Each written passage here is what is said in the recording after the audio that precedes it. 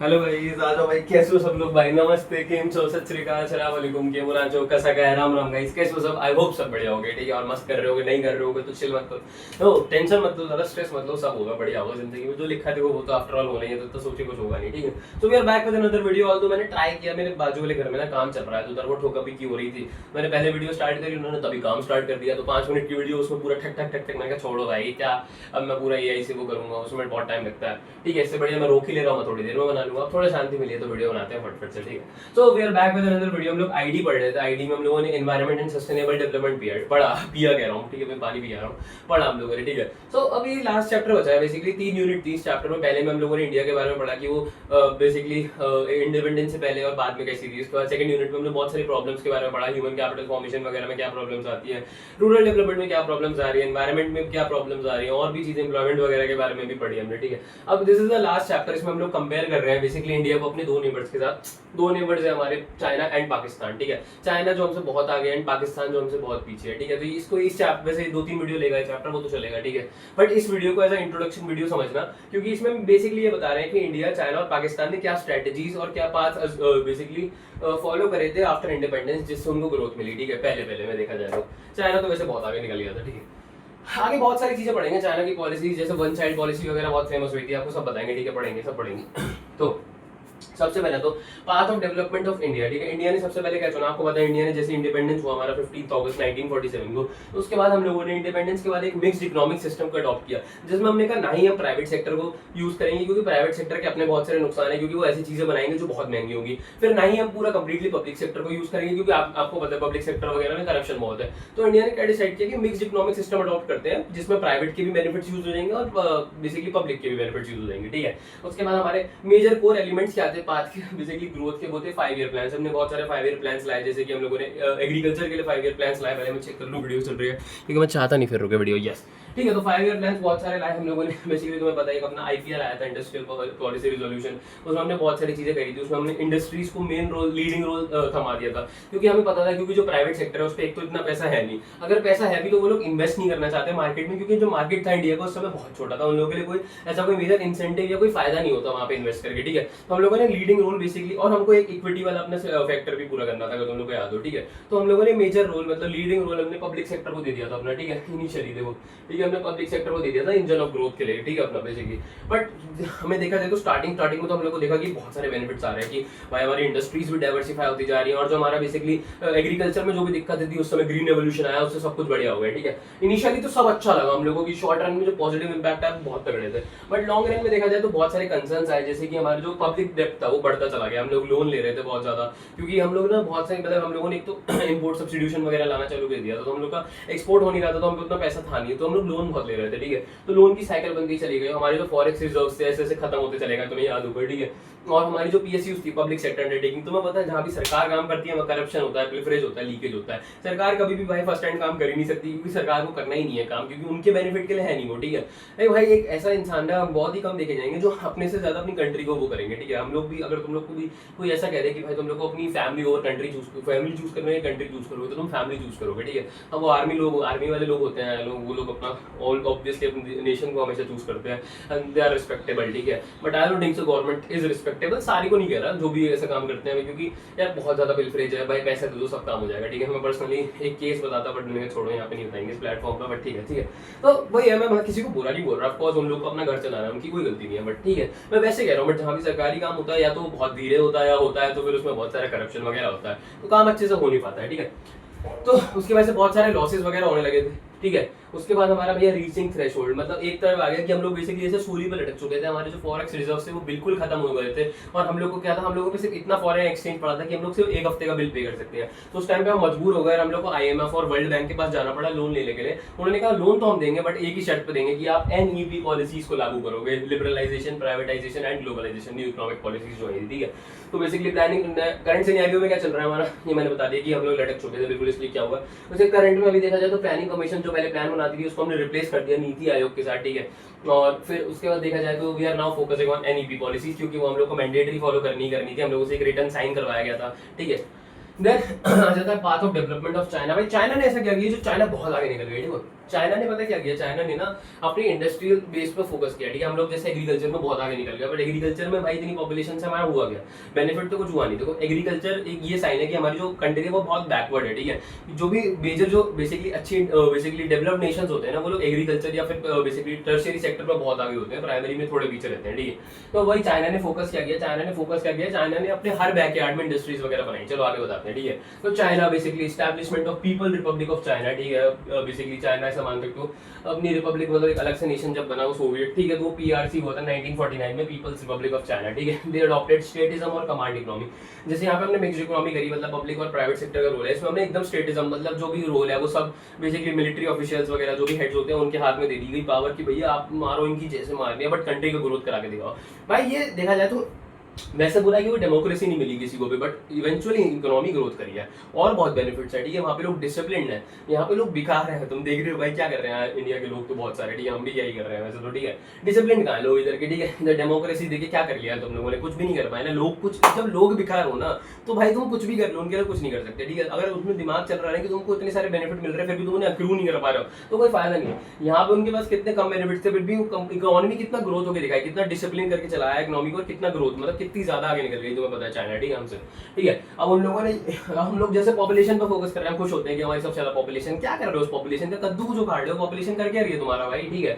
तुम या तो पॉपुलेशन पे फोकस कर रहे हो, 4% से ज्यादा तुम्हारा जीडीपी पे खर्चा नहीं हो रहा है एजुकेशन के लिए, ठीक है। जीडीपी का 4% से ज्यादा, तो इतनी सारी जो पॉपुलेशन तुम लाते जा रहे हो इतनी सी छोटी सी कंट्री में, चाइना तो बहुत बड़ा है, भी पॉपुलेशन इतनी है तो वो आराम से चल लेती है। इंडिया बहुत छोटा है चाइना की कंपैरिजन में, पॉपुलेशन ज्यादा है, तो भाई उतनी पॉपुलेशन का कर क्या रहे हो, रिसोर्सेज के लड़ाई हो रही है यहाँ पे, जॉब्स नहीं मिल रही लोगों को, भाई खाली बैठ रहे हैं लोग, ठीक है। तो 4% से ज्यादा तुम एजुकेशन में खर्चा नहीं कर रहे हो, तुम कुछ करना चाहते नहीं हो भाई, रोड बना दो, ये कर दो, वो कर दो, ये सब करना है भाई, ठीक है ना। एजुकेशन पर फोकस करो ना भाई। जापान इतना आगे क्यों निकला, क्योंकि उन्होंने अपने ह्यूमन रिसोर्स पे फोकस किया। हमेशा जब भी तुम एक कंपनी देखोगे, एक सक्सेसफुल कंपनी तब बनती है जब वो अपने ह्यूमन रिसोर्स पे फोकस करती है, ना कि अपने फिजिकल रिसोर्सेज पर, ठीक है। क्योंकि human resources are the necessity, human resources जब अच्छे से काम करेंगे तभी तो फिजिकल रिसोर्सेज यूज होंगे। इतने सारे रिसोर्सेज इंडिया पे पड़े हैं, ह्यूमन रिसोर्स कर पा रहे हैं एक्सट्रैक्ट उनसे, नहीं कर पा रहे, और जो कर भी पा रहे हैं उस तरीके से नहीं कर पा रहे, क्योंकि बहुत ज्यादा दिक्कत है हमारे नेशन में, एक तरीके से उनको समझ सकते हो, ठीक है। बुरा नहीं है, बुरा तो ऑब्वियसली नहीं कह रहा हूँ, बट कर क्या रही है मैं वैसे कह रहा हूँ ओवरऑल इंडिया। ये तो देखने वाली बात है, अगर तो पढ़ भी रहा ना तो मैं समझ आएगा, गुस्सा तो नहीं आ रहा है मुझे, मैं बता रहा हूँ बस, ठीक है।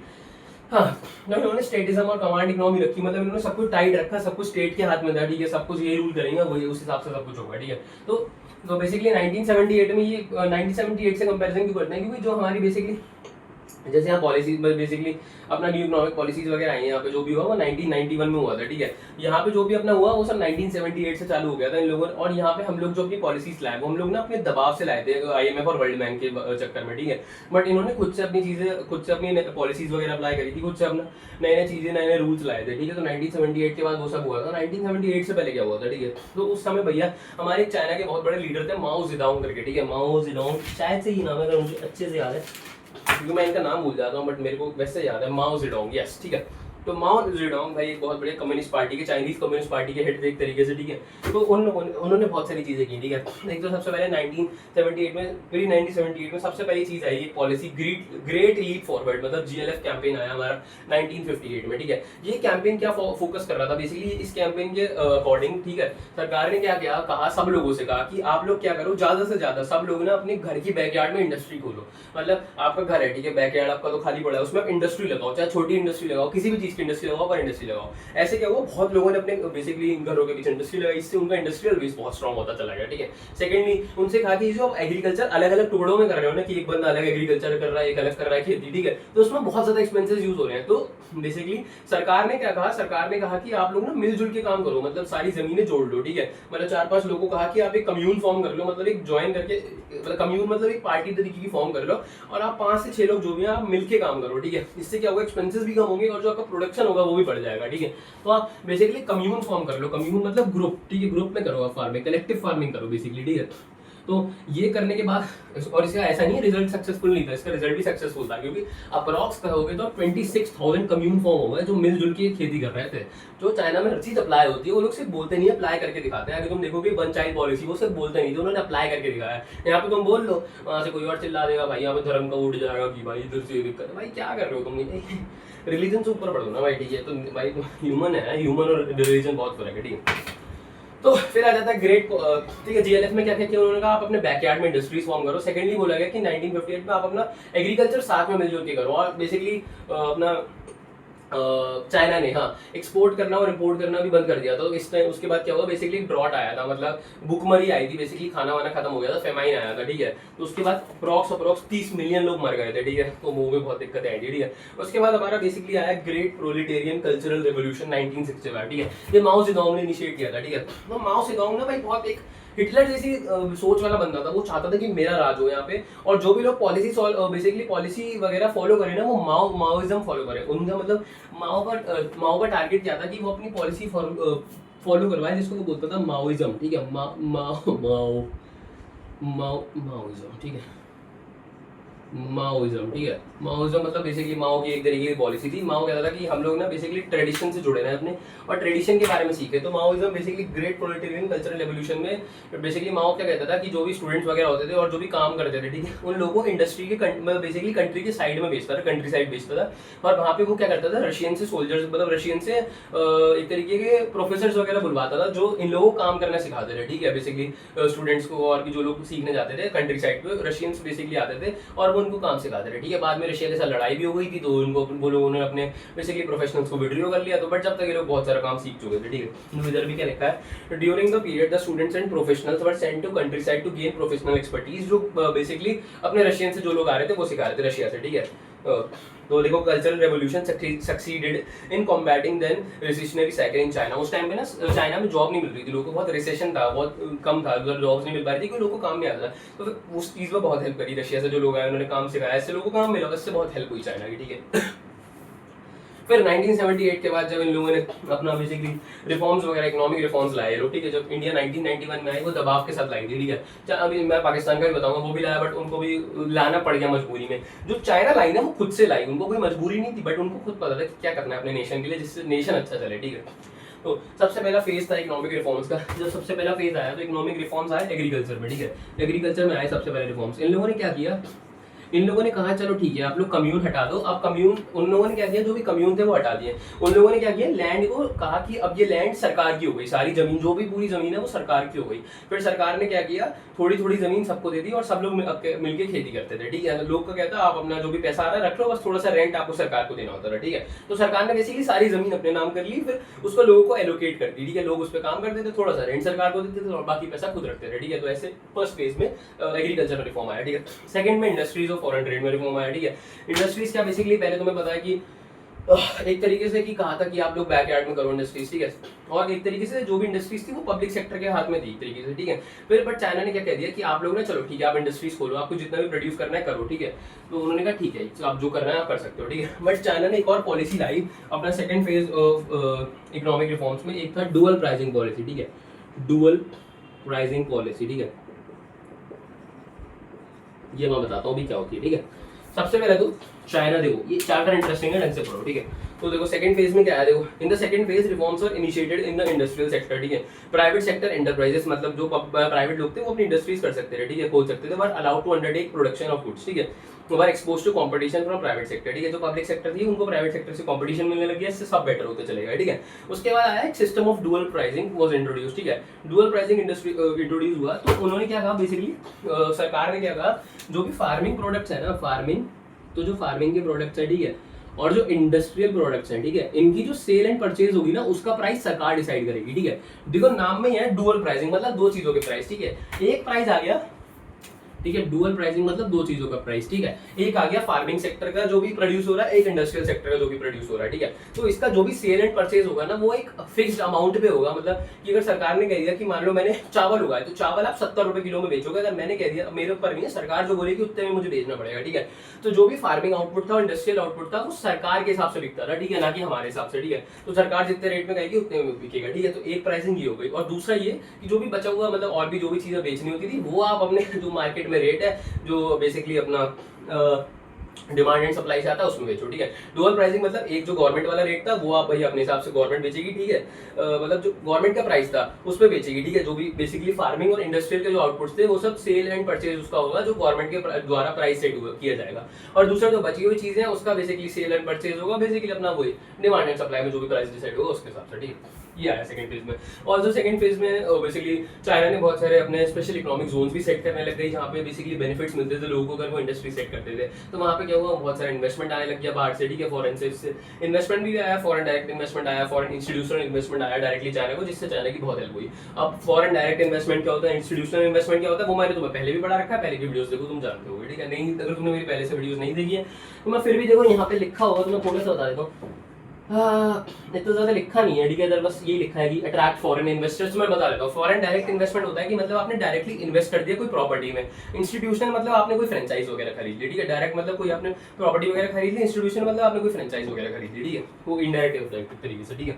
फिर आ गया path of development of Pakistan. Pakistan आपको पता है सेम ही डेट पे नहीं हुई है, मतलब सेम ईयर में हुआ है, बट एक डेट पहले होता है। इनका इंडिपेंडेंस 14 अगस्त 1947 आता है, हमारा 15 अगस्त आता है, ठीक है। और देखो चाइना और पाकिस्तान ऑलमोस्ट सेम थे, इनकी सारी पॉलिसीज वगैरह ऑलमोस्ट सेम थी, बट चाइना पाकिस्तान इतनी पीछे रह गई। क्यों? क्योंकि उनकी जो बेसिकली आप देखोगे तो उनकी जो बेसिकली कैसे बोलते हैं, हाँ, जो पॉलिटिकल पार्टीज थी, ठीक है, वहाँ पे ना कोई भी एक तरीके से पॉलिटिकल पार्टी ने अपना 5 साल का टेन्योर नहीं पूरा किया, वहाँ पे पहली सरकार गिर जाती है, ठीक है। तो वहाँ पे पॉलिटिकल इंस्टेबिलिटी बहुत है, तो लोग इन्वेस्ट ही नहीं करना चाहते उधर, इसलिए पाकिस्तान बहुत पीछे रह गया, ठीक है। तो इंडिपेंडेंस इनको 1947 में मिला, इन्होंने भी mixed economic system of growth उठाया। उसके बाद पब्लिक सेक्टर को असाइन हो गया था main role of starting the process of growth, similarly to basically India. Then it also adopted the process of import substitution, same, ठीक है। उसके बाद इनको भी ग्रीन रेवोल्यूशन से फायदा हुआ, ठीक है, और कैपिटल गुड इंडस्ट्रीज, वो भी जो पब्लिक सेक्टर इन्वेस्टमेंट से पैसा मिलता था उससे लोग सेटअप कर लेते थे, ठीक है। बट 1980 में, अच्छा ठीक है, तो इन लोगों ने क्या किया था, इन लोगों ने भी बेसिकली सरकार को कह दिया था कि आप काम कर लो, ठीक है। बट लेट 1980s में, मतलब 1979-80 टाइम के 1980 के टाइम पे इन लोगों ने डीनेशनलाइजेशन और प्राइवेटाइजेशन कर दिया कि सरकार नहीं कर पाएगी, आप ही लोग कर लो काम, ठीक है। तो यही सब था, सिमिलर चीजें थी पाकिस्तान की। इसके बारे में आगे और भी चीजें पढ़ेंगे, मैंने बोला ड्यू टू पॉलिटिकल इंस्टेबिलिटी ये पीछे रहेगा, ठीक है। और इनका पॉलिटिकल स्टेबिलिटी थी इसलिए बहुत आगे निकल गया, ठीक है। पॉलिटिकल जो रोल है वो बहुत बड़ा है इंडियन कंट्री के लिए, ठीक है। खैर और चीजें भी पढ़ेंगे, फिर से घर से पीछे के घर से आना शोर स्टार्ट हो गया, काम चालू हो गया वहाँ पर, ठीक है। पर हमारा काम भी हो गया, ठीक है, वीडियो हो गई है। तो देखेंगे आज की वीडियो में अकाउंट्स और बिजनेस की वीडियोस भी रेगुलर डालता हूँ, वो भी चेक करना है, इसमें आगे मजा आएगा, आगे और पढ़ेंगे, ठीक है। If you like my videos, if you like my content, do like the channel, subscribe करना, कमेंट करना, शेयर करना अगर आप लोगों को वीडियोस मेरी सही में पसंद आती है, ठीक है। मिलेंगे अगली वीडियो में, तब तक के लिए पीस।